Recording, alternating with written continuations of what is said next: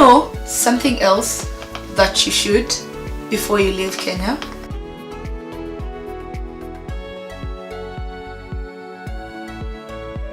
Do you know something else that you should before you leave Kenya? Is that Kenyan music is good music. Kenyan music is amazing music. Kenyan music is fantastic music, and I'm saying that out of experience. I used to listen to like the top music, like the music that could be like in top 10 on the charts, and you know, things like that. I would listen to that. But nowadays, even my friends can tell you I get crazy. Like I get crazy when I listen to Kenyan music. If I've gone out maybe to like a nightclub and they play me some Sauti Soul, they play me some throwback Kenyan music, I'm not leaving that place. I promise you I'm not leaving that place.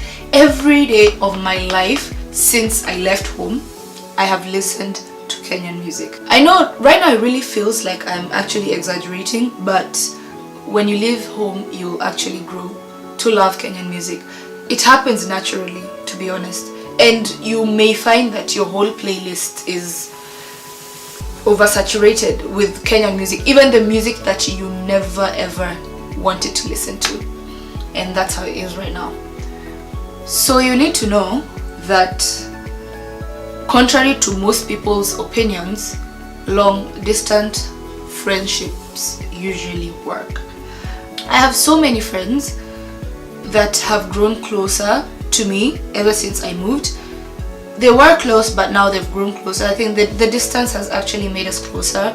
And then I have also those friends whom I have lost, and sometimes I feel like it was meant to happen, because I don't know. Yeah, again, I'm a true believer in everything happens for a reason. So despite my bad behavior of having very terrible problem in replying to messages, I actually really do appreciate that, because you see the people who actually really matter in your life, because these are the people who have effort, who will make the time to talk to you. And it is hard, I do not dispute that, because of time factor, time difference, time zones, you know, like all that kind of stuff. And then sometimes maybe when you're going to sleep is when somebody's waking up. Like right now, what time is it? It's 4:10. So in Kenya it is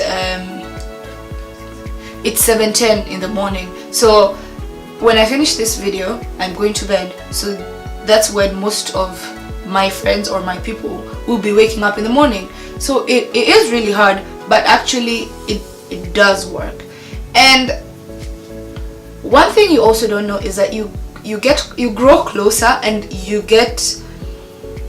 feel the importance of family and friends just because of the distance. Yes, life may go on without you, and that is obvious, because things happen even when you're not there. You feel the presence and you feel the importance of friends and family. Right now I've missed a couple of my family events, and it pinches me so bad. Whereas like a while back, I just be like, there'll be more events to come, like no problem. But now every time I see my family having a reunion or like an event without me, I'm just like, why are you leaving me away? Why am I being left out? Why are you leaving me out of this event? Why? Please, why? Just wait for me to come and then decide to do the event. Why are you doing the event without me? You know, I usually genuinely feel like that. And even every time people send you photographs of like the good times they've had, you're so happy, but you're just like, I really would have loved to be in this space with these people and generate this kind of amazingness, you know. But well, that is life, isn't it? Also, there's this one thing that actually really bugs me, and I don't know how to say this, but people have like a natural sense of feeling. Very many people are opinionated, you know, and so people have an opinion of how Africans, or Kenyans for that matter, because I'm speaking for where I'm from. But people have an opinion of how you should be behaved, or how you should look, or what you should be doing and what you shouldn't. And it happens a lot, and you will get this a lot from people maybe who've actually visited Kenya. And by Kenya I mean Mombasa for like 3 days and then disappeared. And so they don't know much about that, about your country or people per se. Because if I'm being honest, see, even all these things that I'm talking about, these are things you start experiencing once you've been here for more than like a month or two, or like let's say the general 6 months period that you're actually given a visitor visa. If you're here for more than 6 months, that's when you actually get the real feel of how it actually is. You stop being in the honeymoon period where everybody's nice, and maybe you're dealing with people who are paid to be nice, because that's the reality of life. Because by being paid to be nice, I mean people in the hospitality industry, because these are the people we actually interact with. And so you might, maybe if you've been around to visit, you probably haven't experienced most of these things I'm talking about, because most of the time the people you're interacting with, which is realistically speaking is probably the hotel where you're sleeping in, a good hotel that you will be in, and those are all generally nice people. And maybe, you know, like all these things, all these places you're going to go to, you'll be finding yourself next to people who are actually paid to be nice, because you definitely cannot be in the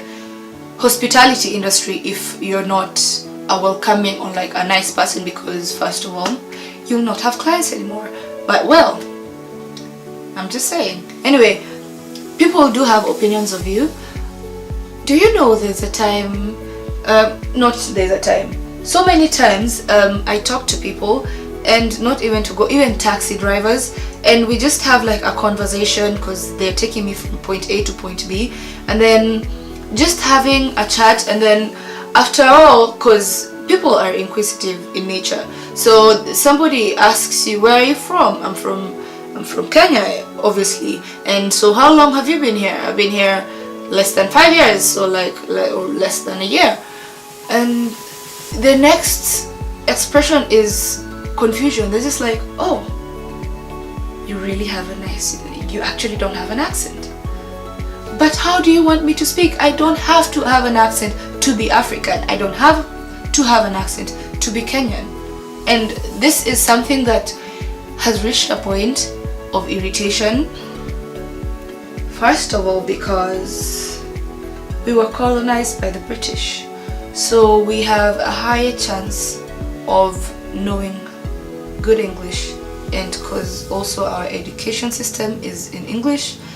And yeah, so see, these are the type of people, like there are people who actually are very, very educated, and I mean this in a very, very nice way. There are people who are very educated, and some of them just ask you these questions to test your patience, because they're just like, oh, but I've been to Kenya, I've been to Mombasa for a weekend. But aren't there like just poor people? No, just because you've seen one person who is looking like A, B, and C doesn't mean the whole country look like that. And then there's this other extreme of people who are, excuse my language, uneducated, and actually feel the need to, you know, speak to you the way they feel like. Because well, if I start getting in my feels, I'll be probably very rude. So, but let me just say this. Like, there are people who have very strong opinions of us people. And so every time they probably try to know more about your home or where you're from, they're just like, oh, but I thought, do you guys actually wear clothes? Do you know that's very annoying? It's funny, but it's actually very annoying.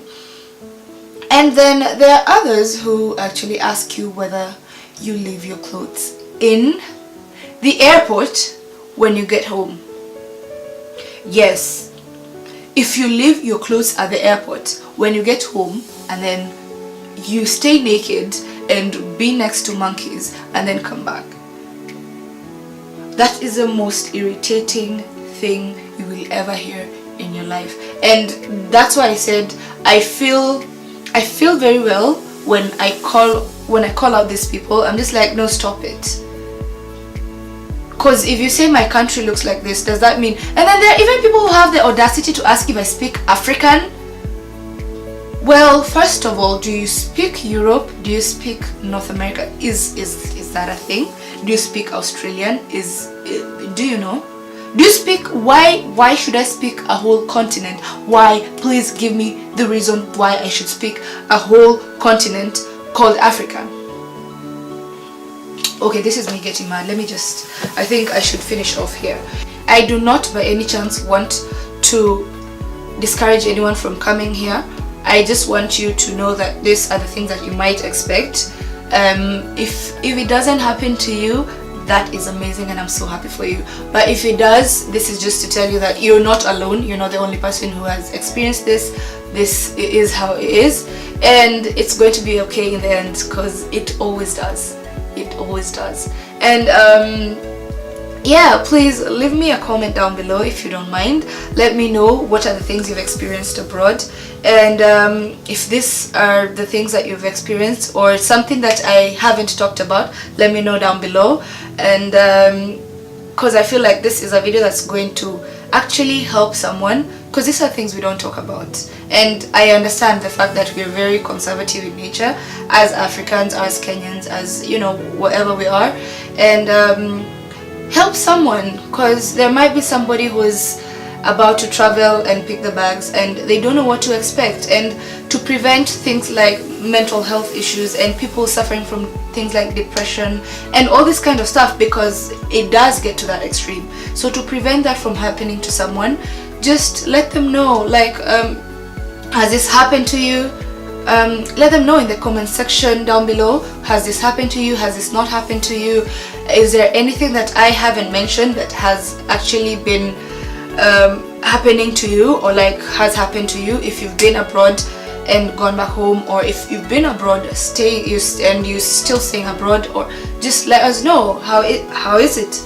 How do you feel? What's your experience? Let's have a chit chat section down in the comment section below, because I guess I'm really doing this video from the bottom of my heart just to help someone out there, because I really wish somebody had done this for me.